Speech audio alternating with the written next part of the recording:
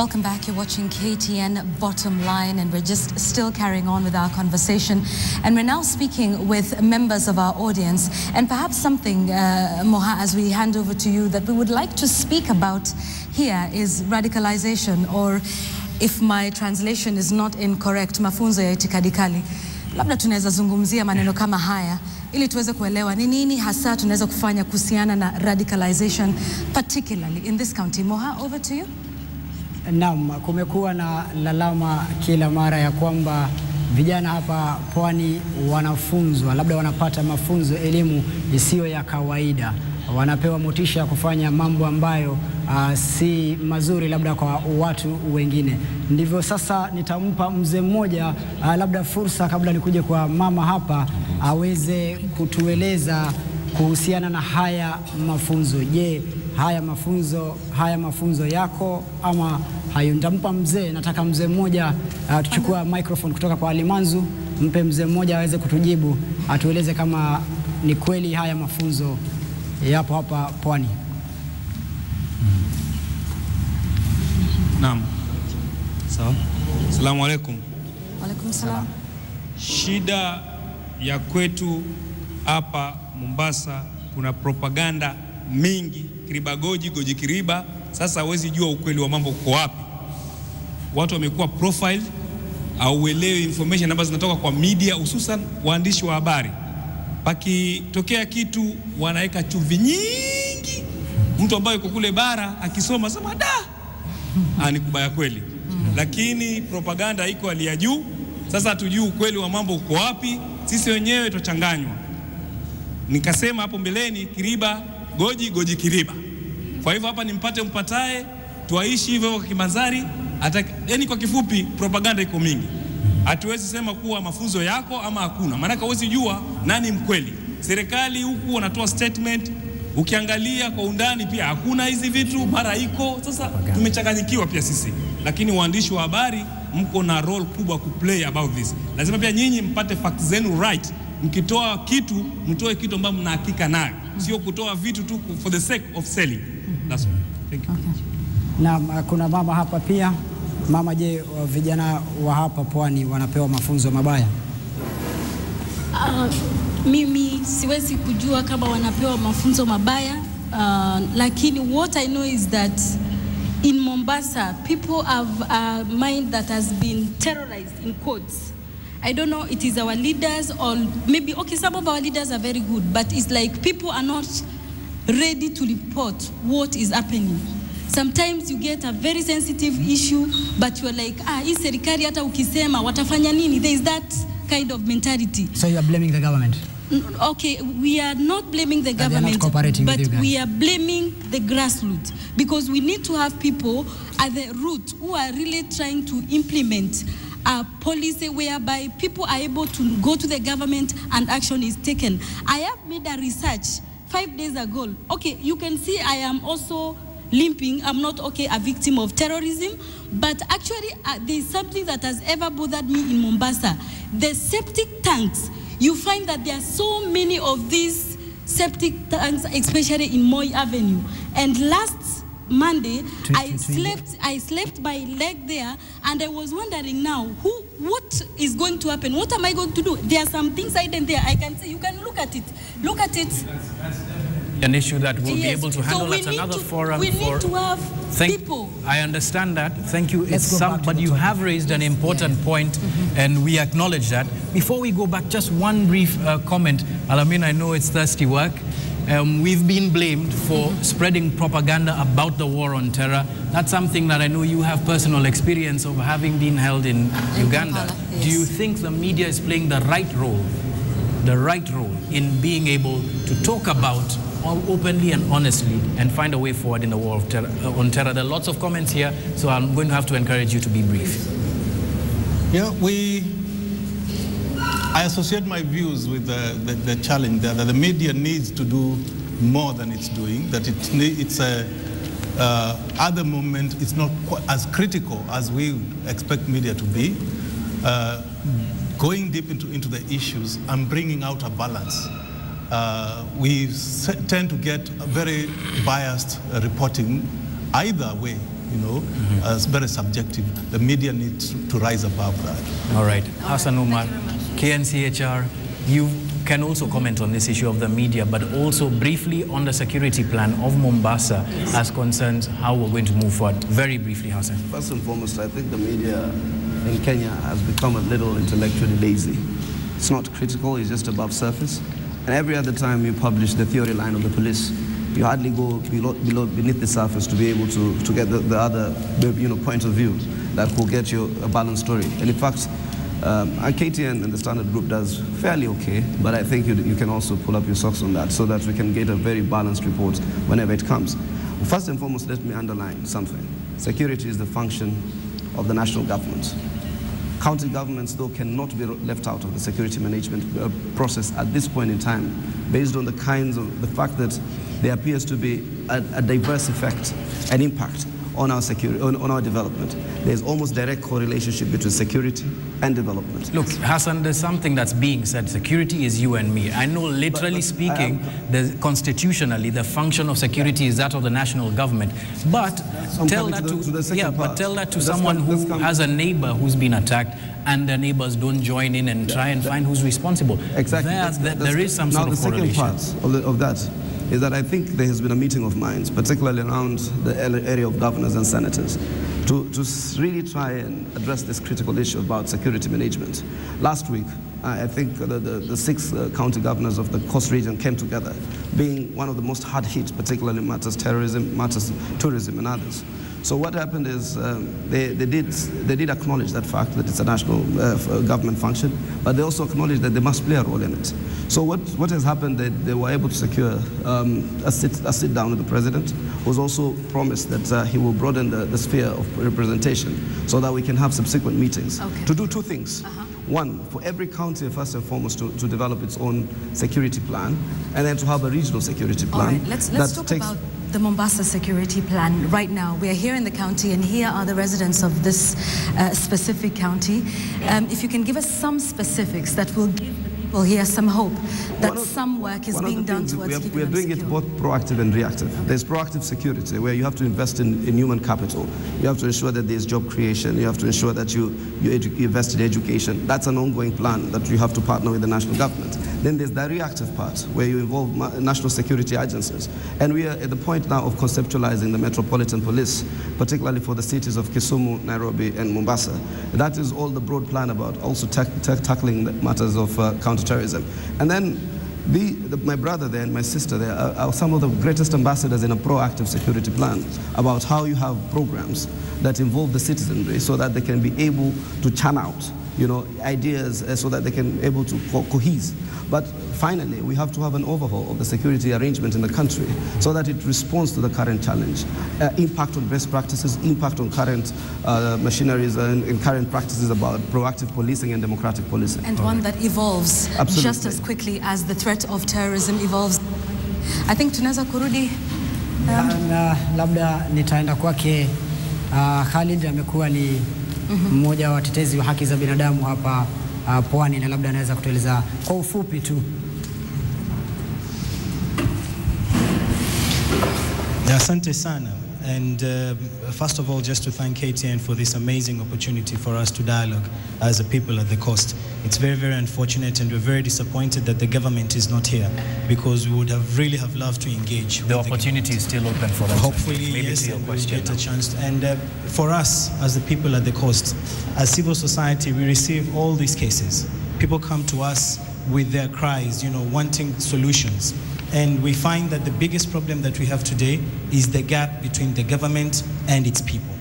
The national government, whenever you go to them, whenever you address issues to them, they're not visible. We try to reach out to them because security, as the senator said, is the primary responsibility of any state. But as a people, we also have that responsibility. And we cannot have that, we cannot play our role if the government is not there to partner with us. So we are sending that appeal. Perhaps, Khalid, I think also, to be fair, there is criticism of civil society, not just here in Mombasa, but across the country, that there's a terrorist attack and you blame the government. There are people who are killed in that terrorist attack and they're called police officers, people who have families. And those people are part of the government, and therefore the government would take a defensive stance. So in terms of being able to build that bridge between government and civil society, what is your role? That is very true. But that goes to the point that my brother mentioned a bit earlier.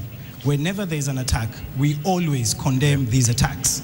An example was given by one of the state officers who claimed that civil society only speak when persons of certain religions are attacked. But we've always spoken at every time. We work with this community here. As you know, Kenyans donated, made contributions so that these people can be assisted, victims of the Likoni Church. As we speak, we have complaints that the most each person has gotten, about 19 of them, is 4,000 shillings. Out of over 7 million shillings, the standard group itself donated 1.1 million shillings. How come these people are suffering today? Where is that money? Yeah, and we are working with them. Hamed's family, it's in court. We are the ones who are pushing that case forward. The Hillary here, had the son who died. We are the ones who are pushing this, and we are not the government. Okay. When we go to the government, we tell them, please, let's sit down, let's discuss, let's see how we can address these issues. Unfortunately, we don't see them. Olelenko comes down, let me just finish with this one point. And when he comes down, he will sit with the security authorities. The IG will sit with the security authorities. They don't come down to talk to the people who are affected. We are appealing to this government. Please give us an ear, listen to us. We have serious issues that we need you to address. So please come down, talk to us so that we can have these issues resolved once and for all. Absolutely, and I'd just like us to continue and tackle the issue of radicalization, because I think it is something that is quite potent, and perhaps even as we continue to discuss that, and we'll come back to the floor in just a moment, but to tackle the issue of radicalization, and perhaps Alamin Kimathi, you might want to bring us in on this one. Are we having an honest discussion amongst ourselves, and are we honest with ourselves about the problem of radicalization, not just here at the coast, but in the country as a whole? Are we as honest as we need to be? We need to be a little more reflective about this. The drivers of radicalization, where we need to agree that they spread across the entire spectrum of the nation. That we look at radicalizations, whatever that means, from only one prism. There are people, there are certain quarters of society will say that we are not part of that issue, that issue is domiciled within a certain community. And in this case, you'll hear that radicalization is an issue for the Muslim community. If we look, but is it being adequately addressed? Very honest, and like the audience, members of the audience have been pointing out, and I heard that lady very eloquently saying, one goes out to avenge injustices that they viewed. What has pushed them to that end? It is those injustices or the responses to the injustices. Yeah. And all those should not therefore be attributed to one element of society. Okay, absolutely. But we're talking about certain messages that are being given to young people about taking up arms, about going out and having, taking revenge against a perceived threat. Are we addressing this issue in our religious houses? Yes, Wanda. I think the government is losing the ideological war. Because when you come to my house and take my sons and make them turn against me, what you've done is you've actually won their minds. So what's this government doing, and the previous governments, to actually win the ideological war? This is where we lost the issue of the war on radicalization. We lost the ideological battlefront already to the radicalizing teams. And now they are walking roughshod on our children, and we don't even know what to do. That's a very interesting point. I think we need to take this back to the forum. Radicalization, the ideological war. How can we as a society be able to win this war so that those radical elements in our society can no longer hold such attraction to our young people? Pengine tuende hapo kwanza. Assalamu alaikum and good evening to all of you. Ningependa kuelezea kitu kimoja kwamba hizi istilahi terrorism, radicalization, extremism and fundamentalism zinaeleweka kimakosa. Terrorism, hakuna dini yoyote inaokubaliana na terrorism. Sababu terrorism ni ugaidi. Ni kuja kuleta violence, vurugu, mauaji na mambo ya ufisadi katika jamii na katika ulimwengu kwa ujumla. Sasa hii terrorism inanasibishwa na neno la Kiarabu linaloitwa irhab. Irhab ni kumtishia yule adui anayepanga kukuvamia. Lakini terrorism ni masala ya kuleta ufisadi, ugaidi. Pia kuna extremism. Extremism tunaoelewa ni ile kuvuka mipaka. Kuna radicalization. Hii radicalization inatokana na neno radical. Sasa radical, kuna radical na kuna cosmetic. Cosmetic inanasibishwa yote na masala ya changes katika society, katika mabadiliko ya kimsingi. Sasa cosmetic ni ile kuweka viraka. Kumetokea makosa, watu wanajaribu, wanatafuta short term solutions. Lakini radical change ni mabadiliko ya kimsingi, na hii huanza kifikra. Kwa hivyo kama alivyosema ndugu yetu, kuna mashindano ya kiideolojia na tayari kumeonekana failure kiasi fulani. Kwa hivyo kunajaribu yani kukandamizwa watu fulani, lakini sasa kuna umuhimu kufahamike hii radicalization, hii radical inamaanisha nini. Tatu, kuna fundamentalism. Fundamentalism ni kushikamana na misingi. Katika Uislamu kuna misingi yake. Kwa hivyo kunao Waislamu ambao wamejifunga na misingi ya Uislamu. Kwa hivyo hizi istilahi zina umuhimu kufahamika kwa uzuri. Mwisho kumalizia, ningependa kunukulu pointi 3 kwa uchache. Kwanza ni muhimu kuweko na integrity, uwiano baina yetu sisi tunaoishi katika jamii. Pili ni kuweko accountability. Sisi raia shirikiana na mashirika kama haya kutetea haki za kibinadamu pamoja na viongozi wetu ili account the government tukiona kasoro kama hizi. Na tatu ni fully abiding by the law. Thank you very much. Thank you. Perhaps another opinion. Very strong opinions indeed, very good opinions. Perhaps another one from the crowd as we continue. Please tell us where you're from and keep your question brief. Thank you. Mimi nina maswala matatu. Kuna adui moja anajaribu kugawanya Wakristo na Waislamu. Hiyo tujaribu sana viongozi wetu na sisi watu wa chini isifanyike kitu kama hiyo. Hiyo jambo la kwanza. La pili, wanasema wasomi hao, idle minds is a devil's workshop. Now, tuna vijana wengi hawana ajira, hawana kazi. Na hii katiba mpya tuliambiwa italete services to the people. Ita create employment to the youth. Now, where is this employment for our youth?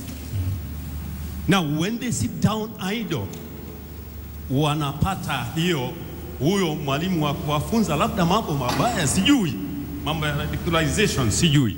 Lakini the idle mind, serikali ilete ajira kwa vijana. Jambo la tatu. Na la mwisho tafadhali. Na la mwisho. Corruption in our security sector, ama security machineries. Swali langu ni sijui ilikuwaje gari ambalo limebeba bomu kuanzia wapi wajia lije mpaka all the way to Mombasa lipatikane hapa limebeba bomu. Njia kutoka Wajia kuna roadblock ngapi ndio kufika Garissa, alafu Garissa mpaka hapo hapa Mombasa? Roadblocks ngapi ziko hapo? Corruption in our security machineries. That one, the government should deal with the corruption within the sector. Excellent. So Yvonne, let's go to the panel now and just get a few responses from what the people in the audience have said. Very strong opinions. Yvonne. All right, yes, and before we do that, I'd like to get just one more opinion from the floor before we come back up here to the podium. Perhaps we can hear from you for just a moment. Maybe we can all listen in to what he has to say. Thank you, Stanley. Thank you very much. My name is Stanley Prince.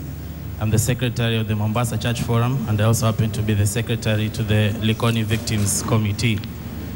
Before I make my comment, I'd like to respond very briefly to my brother Hussein Halid, who has raised concerns without really verifying the information at hand, and I wish he could have come and spoken with me. What I would like to say very briefly to his question is that as Standard raised the amount of 2.2 million, the same was channeled to Red Cross, and Red Cross working with the Mombasa Church Forum has worked out a criteria of distributing those funds as per the degree of injury, and we have been communicating the same, and this coming week we're going to present the checks to the injured. So the process is ongoing. So if you want further details, or anyone who wants further details, let them come to us and we'll avail that information with ease. To my question, I'm glad that we now accept there's a problem of radicalization in Mombasa, because we have raised this over and over as a group, and Sheikh Etami here, my good friend whom we've worked with, can bear me witness. My question perhaps to a member of the panel, Mr. Kibunja, your commission, we did raise this with one of your officers in the meeting, the issue of comparative preaching in Mombasa. And as a church, we felt that this was an issue, an emotive issue, that it was likely to start trouble. When you find Christians preaching, using the Holy Quran and preaching in a degradatory manner, or Muslims preaching against the Holy Scriptures of the Christians. We felt this was an emotive issue, and this has not been addressed, and it is still happening to date. What did he do as a chairman of the commission during his time to try and reduce the issue of comparative preaching in Mombasa? All right, thank you. Before we go to the panel. Let's have that response. We can have that response here to that. Yeah, I think one of the things that we've been trying to tell Kenyans is that we have all these problems. We have historical injustices. We have religious problems that we're having. We have poverty. But these are things that you cannot extinguish in one day. These are things that you will not be able to finish in 5 years of the election cycle, for example. Can we find a way of dealing with these issues? Because they are with us, we're in one country, we're all of us here. Can we have a structured way of dealing with these things as we build this nation together? Some of the problems we have today, even what we are talking about, they are 50 years old, they are 70 years old, they are 100 years old.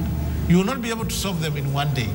But when you start now driving wedges and labeling people, we versus them, then we have a problem. And I also want to ask the audience, that generation that you are raising, these children, that child that was affected, that was shot, what are you, whether you are Muslim or Christian or Buddhism, what are you teaching these children? Are you teaching these children as you grow? Those socialization areas, are you telling them those are people that are not part of us? Those are people that don't belong to us. They are not us. Allow me to step in though, and because we're discussing radicalization and that specific issue, and I still don't feel we've gotten to the bottom of it. There's a lot of historical injustices, like we say. There's a lot of young people who are idle and whose minds are then open to teachings that are not derived from any holy book. So how do we win that particular battle? How do we get to the heart of it? Because certainly solving the historical injustices, like you say, Mzalendo, will take time. So what do we start to do now in our churches, in our mosques? What is that message we need to be telling young people? What is that thing that we need to be telling our sheikhs and our pastors in our various religious areas? Zubair, maybe you can help us out here, because I think this is a real issue, and by the time we discuss what to be done about it from the past, what can we do about it now? I think the young boy over there made it very clear about fundamentalism, extremism, and radicalism. Whether there's terrorism or not, any country will have to go through that, especially when you're looking at the youngsters who are jobless, who have no vision, who have no direction whatsoever, and probably the community or the government does nothing about it. Now, coming into how do we condemn them? I think that's a key thing. Yeah. It's a role of the community, religious leaders, to address these issues at the community level. Are the religious leaders and the community members doing enough to speak out against this sort of teachings? I believe they're doing so. And I can tell you for sure, for example, like Mombasa, for instance, we are blessed. We have radio stations, Muslim radio stations, who operate 24 hours.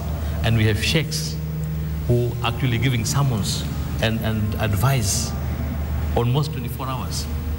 So the role that actually the sheikhs play, especially the media, like Radio Rahma, Radio Salam, and the rest, I believe there is more awareness in the last couple of years, especially after the opening up of the waves, radio waves, especially the FMs.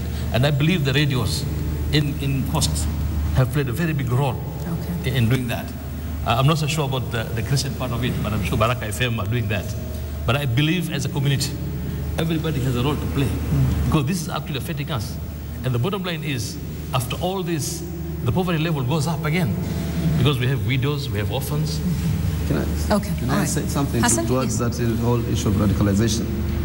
I think Alamin will tell you that in every discourse, there's a narrative. What is the narrative that leads to radicalization?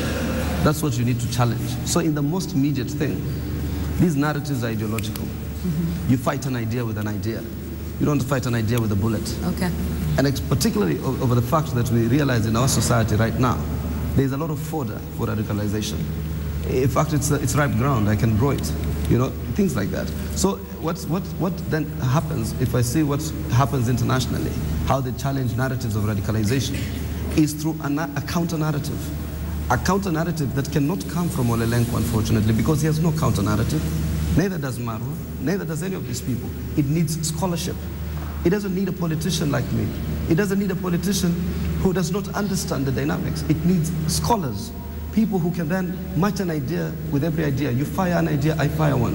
And therefore then have a way in which these ideas are disseminated to the people who are most affected.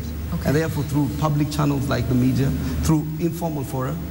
You talk about a group, people who want to resolve these issues themselves can never face any of these members of these groups. You want to resolve a problem which Alamin has, but yet you do not have the courage to face Alamin. So if you really want to resolve radicalization, apart from the narrative, you have to have people who have the credibility and the integrity to be able to negotiate so that they can be able to resolve this. So fighting ideas with ideas. Yeah, John, Hassan, just to follow up on that, a counter-narrative is very important. How can we be able to stir that kind of counter-narrative within the people on the ground themselves? Yes, there needs to be a certain level of intellectualism, but can there be an organic movement by people, ordinary people, who also have their own very ordinary ideas about how to be able to address this? I mean, but you've just started that movement. Well, people here have given counter narratives. They're the two people who are the biggest victims of some of these, horrendous acts. Are themselves saying that we can be part of the solutions. I do not hate. I want to reciprocate with love, but I want to tell the government to stop, to issue security. And therefore, this discourse, this dialogue, can be the basis upon which that movement can grow. And it just needs sometimes to start with the most ordinary of person. It doesn't have to be the mightiest of person. Wenda, strategically, as a security analyst, how do you start to foster the kind of debate within security circles about creating a counter-narrative rather than counter-fire?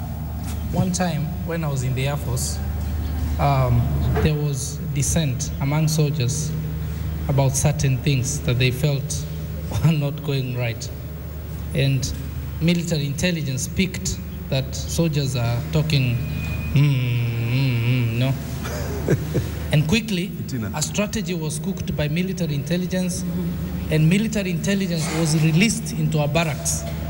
So they would call us in groups of 10, 5 soldiers, and they would counter your ideology with another ideology. I remember this one who came and he told us, anything you do, we know. Ukipanda ngano, tunaona. Ukipanda mahindi, tunaona. So we remained to laugh about this guy who watches everything we do. But I can tell you that killed the dissent right there. There is radicalization going on among our youth. And I told Senator Omar Hassan today, I said, Senator, your work is cut out. If you are looking for a job to do in Mombasa County, here it comes. We need to go out there and engage the likes of our brother over there, the likes of our sister here, and take them to the community and have an open dialogue. The problem is funding. Where is the money? Okay, wait, before we get to funding, I mean, we can talk without funding. right? We can have conversations about what we need to do without funding.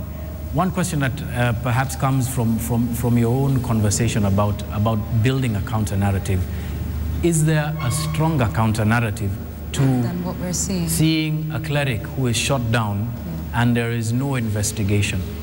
Seeing, controversial as he was, Sheikh Makaburi shot down in front of a prison, there is no investigation.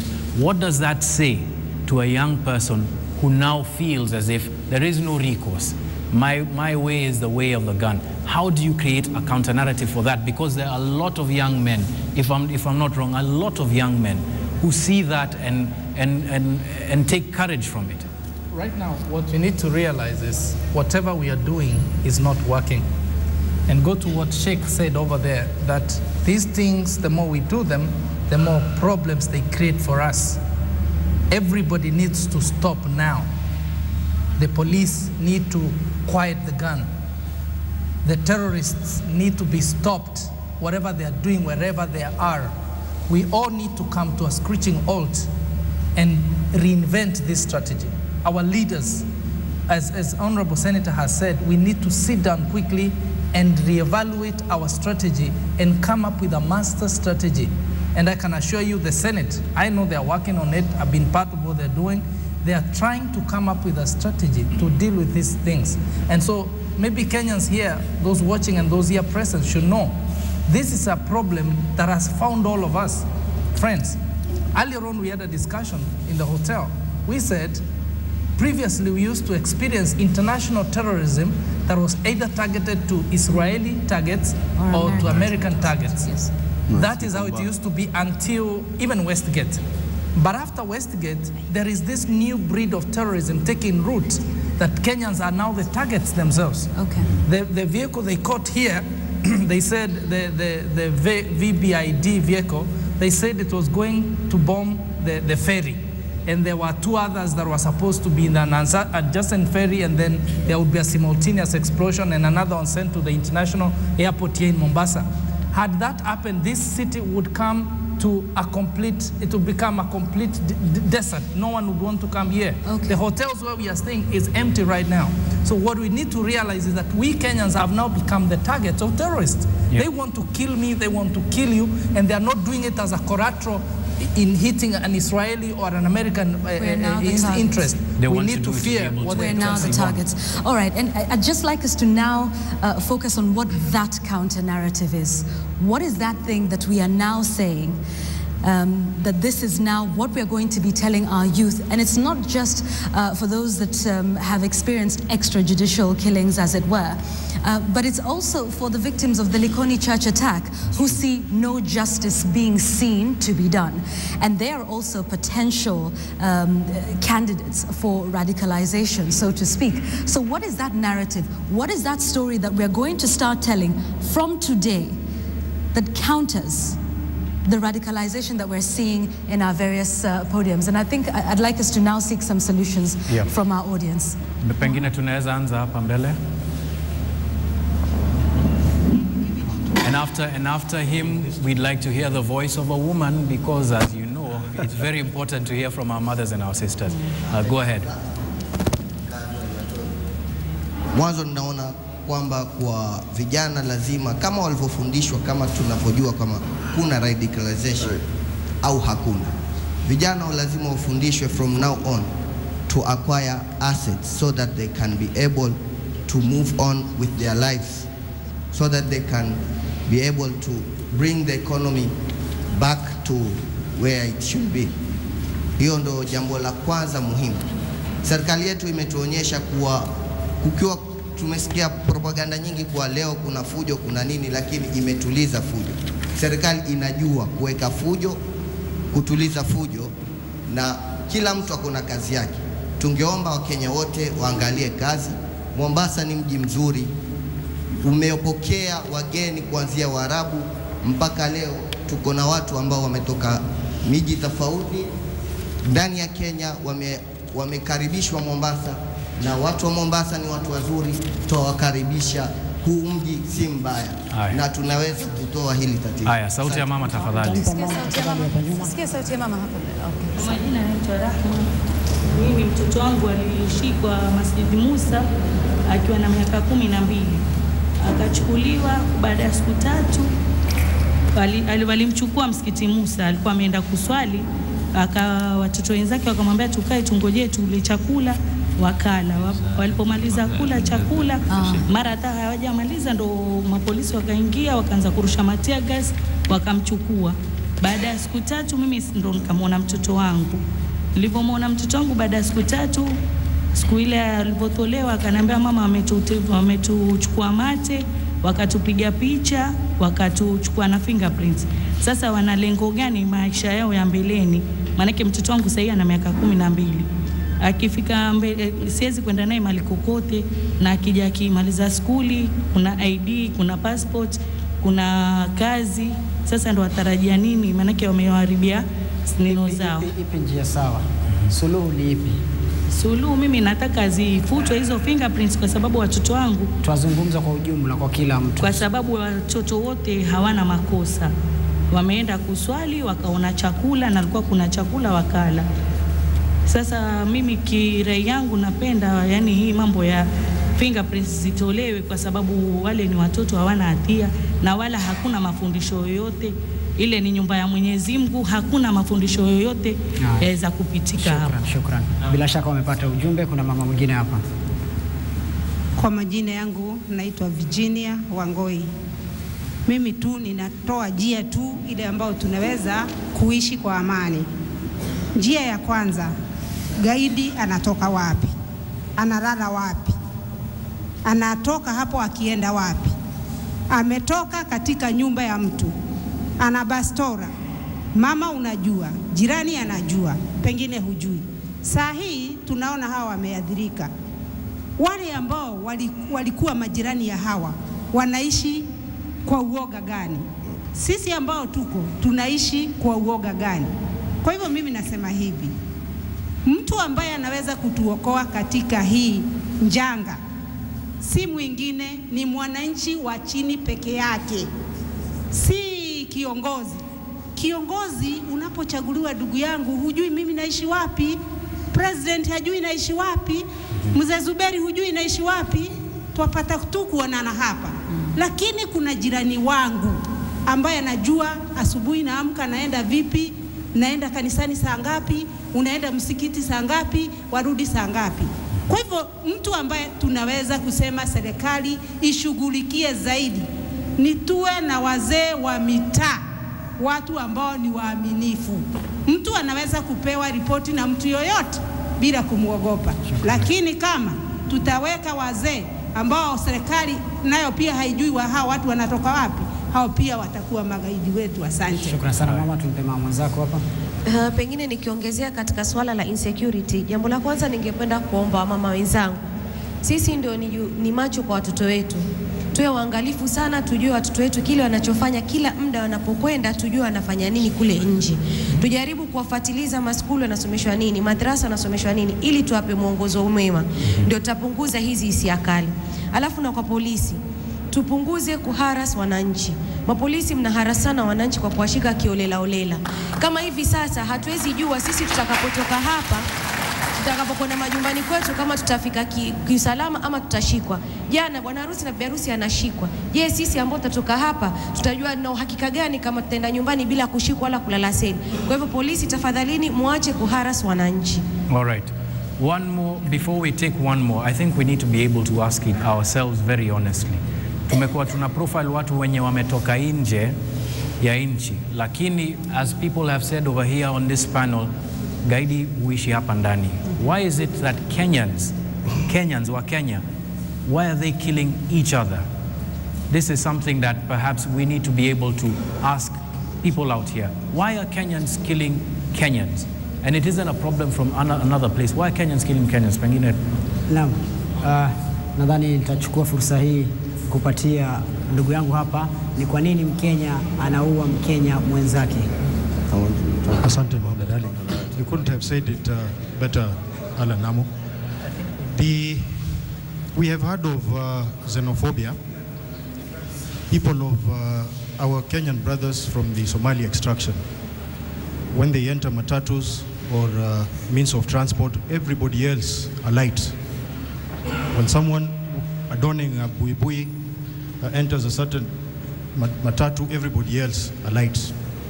Really, the question that we should be asking ourselves is, what is so special about you?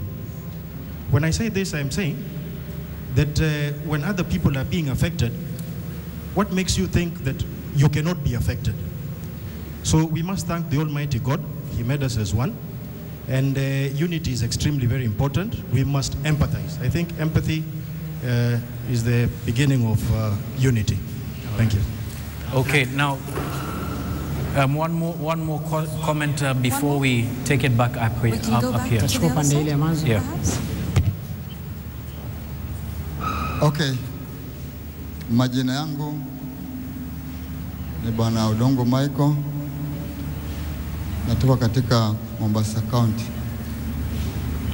Swali langu linamwendea ndugu yangu Bwana Mzalendo Kibunja kuhusiana na mambo ya tume na terrorism. Tumeona baada ya janga kutokea, tume zinaundwa mara kadhaa. If I'm not wrong,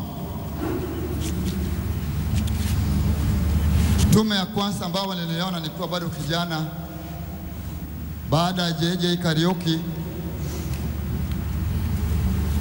kuuawa, serikali ya hayati Mzee Jomo Kenyatta waliunda tume, walisema ni terrorism. Baada ya John Robert huko kupotea, baadaye mwele yake ilipatikana Gotalila, ndani ya serikali alikuwa akijiita mtukufu, waliunda tume, walisema ni terrorism. Baadaye tuliona Tom Joseph Mbuya vile vile pia aliwekwa chini alipotoka Ethiopia, waliunda tume, wakasema ni terrorism. Aya, uliza swali tafadhali. Westgate vile vile pia juzi tuliona janga la vifo vya watu wakipoteza maisha na mali yao. Swali lako tafadhali, swali.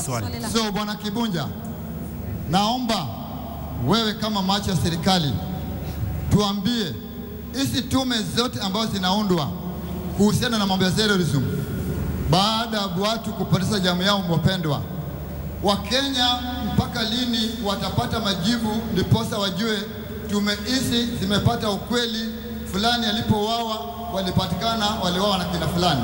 Thank you.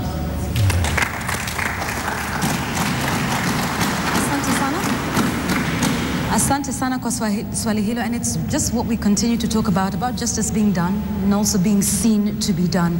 And we want to carry on with this conversation, but I'd like to take it back to Linda Ogutu in our studios.